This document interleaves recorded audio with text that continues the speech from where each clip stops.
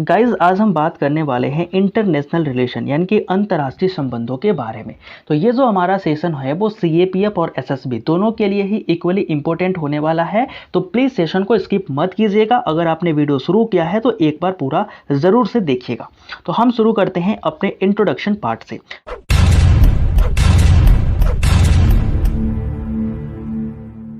तो क्या है हमारा इंट्रोडक्शन। इफ़ यू वांट, यदि हम चाहते हैं इंडिया यानी कि हमारा जो नेशन है, nation should be a developed and powerful, then we can't avoid making a good relations with world. यदि हम चाहते हैं कि जो हमारा राष्ट्र है वो क्या हो, एक डेवलप्ड कंट्री हो और पावरफुल कंट्री हो, तो हम क्या नहीं कर सकते, अच्छे रिलेशन को जो कि वर्ल्ड के साथ हो उसको अवॉइड नहीं कर सकते। सिंस इंडिपेंडेंस, हम आज़ादी के बाद से देखें या फिर आज़ादी के समय से देखें तो India has full focused on international relation. जो कि हमारा भारत देश है वो क्या है, पूरे तरीके से इंटरनेशनल रिलेशंस को ऊपर केंद्रित करके ध्यान देता है। ठीक है, आवर आईएफएस यानी कि इंडियन फॉरेन सर्विस जो हमारी है is playing important role to make a healthy relationship with world. यानी कि क्या कर रही है, हमारे जो आईएफएस है वो एक महत्वपूर्ण भूमिका निभा रही है जिससे कि भारत की जो इंटरनेशनल रिलेशनशिप है वो विश्व के साथ अच्छी हो सके।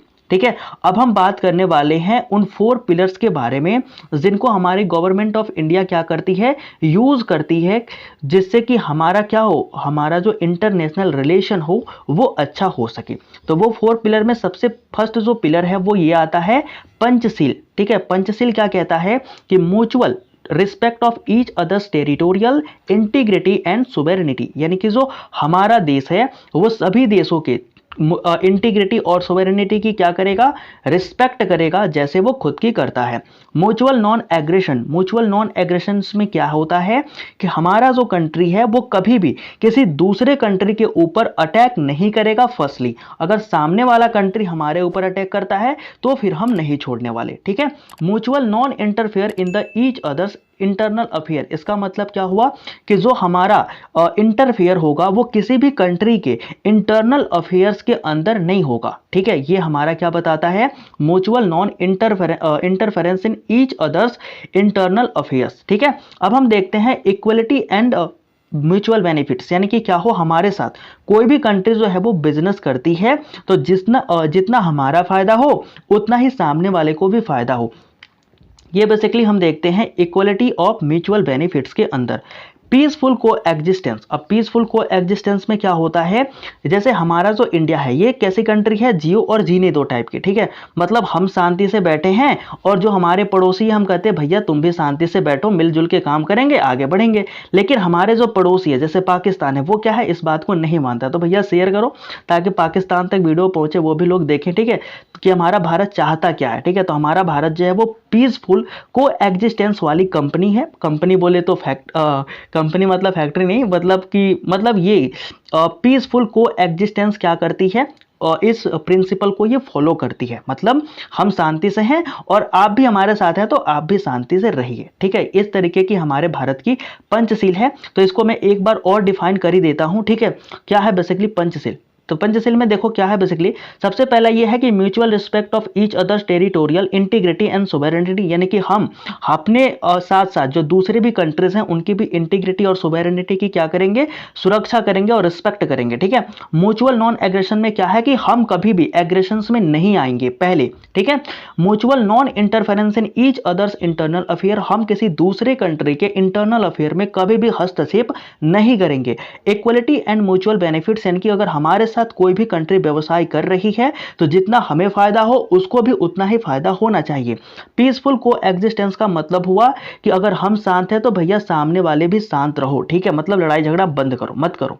दूसरा क्या है, हमारी पॉलिसी जो हमको एक तरीके से हमारा बोल सकते हो कि जो फॉरेन हमारा रिलेशन है उसको मजबूत बना सकती है, वो क्या है, second policy of non alignment. ये क्या बोलती है, सिंस 1947 1947 की बात है, व्हेन इंडिया बिकम फ्री, जब हमारा भारत देश आजाद हुआ था।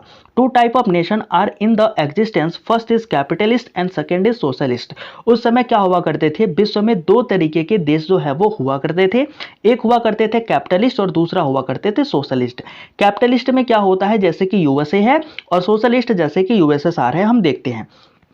Capitalist is the group which are dominated by the USA, the socialist are the dominated by USSR. ठीक है, India and some other countries absence from both and make a non alignment group. इसमें क्या था कि जो हमारा भारत देश था और साथ ही साथ और भी देश थे, उन्होंने क्या किया था, इन दोनों ही ग्रुप को जो है वो ज्वाइन नहीं किया था। उन दोनों ने क्या किया था कि अपना एक अलग ग्रुप बना लिया था जिसको हमने नाम दिया नॉन अलाइनमेंट ग्रुप। ये ग्रुप बेसिकली क्या था इसको भी हम देखते हैं। तो इसमें क्या था कि प्री 1991 यानी कि 1991 के पहले we saw bipolar world order, it's means two super power in the world. यानी कि 1991 से पहले क्या हुआ करते थे, हमारे पूरे विश्व में दो पावरफुल कंट्री हुआ करती थी। इसलिए हम इस एरा को बोल सकते हैं कि हम बोलते थे बाइपोलर वर्ल्ड ऑर्डर। ठीक है, जिसमें दो लोगों की दो सुपर पावर कंट्री का जो है वो डोमिनेंस हुआ करता था। पोस्ट 1991 1991 में क्या हुआ कि जो हमारा यूएसएसआर था, ठीक है, जो आज का रसिया है वो यूएसएसआर हुआ करता था, फर्दर वो टूट गया था, बिखर गया था। उसके बाद जो पावरफुल कंट्री बची वो थी एक, तो हमने कैसे नाम दिया कि post 1991 it become unipolar order, it's mean only one super power in world. यानी कि अब विश्व में कितनी कंट्री है सुपरफुल, तो हम बोलेंगे कि सुपर पावर वाली कंपनी नहीं बोल सकते हो, कंट्री कौन है, एक ही है, और वो कौन है, यूएसए थी। ठीक है, currently we can see multipolar world order, it means more than two super power in the world. अब क्या है कि अब जो है हम ये देख सकते हैं कि अब जो जमाना है वो बदल चुका है। ठीक है, 1991 का ये समय नहीं रहा, ये 2022 का समय है, और इस समय कई सारी कंट्रीज ऐसी हैं जो सुपर पावर हो चुकी हैं। तो हम इस सिचुएशन को बोलते हैं मल्टीपोलर वर्ल्ड ऑर्डर, जिसमें कि हमारा चाइना भी आता है, इंडिया भी है, जापान भी है, ठीक है, रसिया तो है ही, और साथ में अमेरिका भी है। तो ऐसे कई सारे कंट्रीज हैं जो सुपर पावर अब बनने की होड़ में है या फिर बन भी चुके हैं। ठीक है, जो हमारा थर्ड है वो क्या होता है, थर्ड नहीं है, मतलब कि ये सेकंड पिलर का ही एक एक्सेप्शन है, जिसको मतलब कई सारे हिस्टोरियंस मानते हैं। उनका कहना क्या है कि इज इंडिया नॉन अलाइनमेंट, क्या भारत सच में नॉन अलाइनमेंट है, मतलब क्या बोल रहे हैं हम पढ़ लेते हैं। देखो, we added some socialistic principle in our constitutions, this are, हमने क्या किया, अपने कॉन्स्टिट्यूशंस में कुछ सोशलिस्टिक प्रिंसिपल जो हैं वो ऐड किए हैं। वो कौन कौन से हैं, हम सबसे पहले देखते हैं 5 ईयर प्लान को, वो भी हमने कहाँ से लिया है, रशिया से लिया है। फंडामेंटल ड्यूटीज ये हमने लिया है। क्लोज इकोनॉमी, अब ये क्या होते हैं, ये सारे जो प्रिंसिपल हैं वो एक सोशलिस्टिक कंट्री के प्रिंसिपल हैं, जो कि भारत ने अपने कॉन्स्टिट्यूशंस में एक तरीके से बोले तो अडॉप्ट किया है या फिर इसको ऐड किया है। तो इससे क्या होता है कि जो यूएसए था, it is small reason that USA count as socialistic. अब क्या था कि ये एक स्मॉल छोटा सा रीजन है जिसके कारण जो यूएसए है वो हमें काउंट करता है एज अ सोशलिस्टिक, वो हमें कैपिटलिस्ट या फिर नॉन अलाइनमेंट नहीं मानता। वो कहता है कि इंडिया जो है वो मोर आर ओवर, मतलब थोड़ा या पूरा बोल सकते हो, वो किस तरीके से है, वो एक सोशलिस्टिक, मतलब कि एक समाजवाद के ग्रुप में है, वो नॉन अलाइनमेंट के ग्रुप में नहीं है। ठीक है, तो ये उसका व्यू है, हमारा व्यूज अलग हो सकता है। तीसरा बात हम करने वाले हैं, तीसरा हमारा पॉइंट क्या है कि थर्ड पॉइंट, ठीक है, जो हमारा थर्ड पॉइंट है उस चीज को हम देखते हैं। थर्ड पॉइंट क्या है हमारा, बेसिकली थर्ड जो है the policy of anti colonialism racism and imperialism. इसका मतलब क्या है, देखो जो हमारी थर्ड पॉलिसी है जो हमारे इंटरनेशनल रिलेशन को अच्छा बनाती है वो ये है कि हम कभी भी कॉलोनिज्म के बोल सकते हो सपोर्ट में नहीं है, हम कभी भी रेसिज्म यानी कि जातिवाद के सपोर्ट में नहीं है। इंपेरियलिज्म का मतलब होता है राजतंत्रवाद, ठीक है, जिसमें राजा रानी होते हैं और वो पूरे शासक होती हैं, उस चीज को भारत है जो है हमारा कभी भी सपोर्ट नहीं करता है। इससे हमारे जो इंटरनेशनल रिलेशन है वो काफी अच्छे होते जा रहे हैं। India in his foreign policy, अगर हम भारत की फॉरेन पॉलिसी में बात करें तो is very hard in colonialism and racism. It does not make relationship with any other countries who promote this type of ideology. यानी कि अगर भारत जो देश है वो क्या है कि इस टाइप के जितनी भी कंट्रीज हैं जो ऐसा आइडियोलॉजी विचारधारा रखती हैं, जो कॉलोनिज्म को सपोर्ट करती हैं, जो रेसिज्म को सपोर्ट करती हैं या फिर जो इंपेरियलिज्म को सपोर्ट करती हैं, भारत उनके साथ संबंध नहीं बनाता। ठीक है, भारत उनके साथ संबंध नहीं बनाता। ये भारत की जो बोल सकते हैं एक तरीके से फॉरेन पॉलिसी का एक सबसे बेहतरीन पिलर है, क्योंकि भारत चाहता है कि जो सभी लोग समान रहे, किसी के साथ भी जो है वो भेदभाव ना हो। ठीक है, हमारा जो फोर्थ पॉइंट है वो क्या है, फोर्थ पॉइंट जो हमारा है वो है हमारा पीसफुल ठीक है। पीसफुल सेटलमेंट इंटरनेशनल डिस्प्यूट, यानी कि जो भी हमारा डिस्प्यूट है, जो इंटरनेशनल डिस्प्यूट है, उसको हम क्या करें, शांतिपूर्ण ढंग से उसका हम समाधान निकालें, लड़ाई झगड़े से कुछ नहीं हो सकता। ये हमारे इंडिया का सोचना है, जिसके कारण हमारा जो इंडिया है वो वर्ल्ड में अपना एक रिस्पेक्टेबल जो प्लेस है वो बनाता जा रहा है। We can recently saw this awesome policy of India.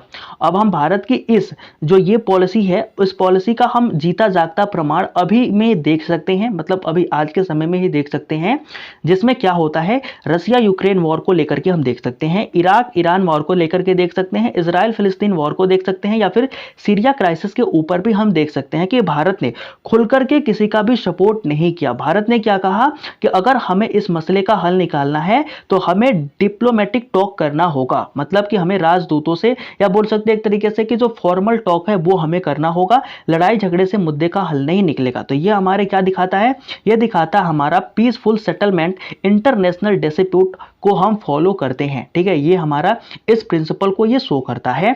Where other countries show with his favourite country but India talk diplomatic talk. अब जो हमारा भारत था, जहां दूसरे कई जैसे यूएसए है, वो क्या कर रहा है, वो यूक्रेन को सपोर्ट कर रहा है। ऐसे जो हमारा चाइना है, वो किसे सपोर्ट कर रहा है, चाइना हमारा सपोर्ट कर रहा है रसिया का। लेकिन भारत ने किसी का भी सपोर्ट नहीं किया, ना ही किसी का विरोध किया। भारत ने कहा कि आप जो है वो डिप्लोमेटिक टॉक के थ्रू क्या करिए, आप अपने जो भी आपका झगड़ा है उसे शांत कर लीजिए। ठीक है, तो ये हमारे बेसिकली क्या है, पीसफुल सेटलमेंट इंटरनेशनल डिस्प्यूट को ये शो करता है।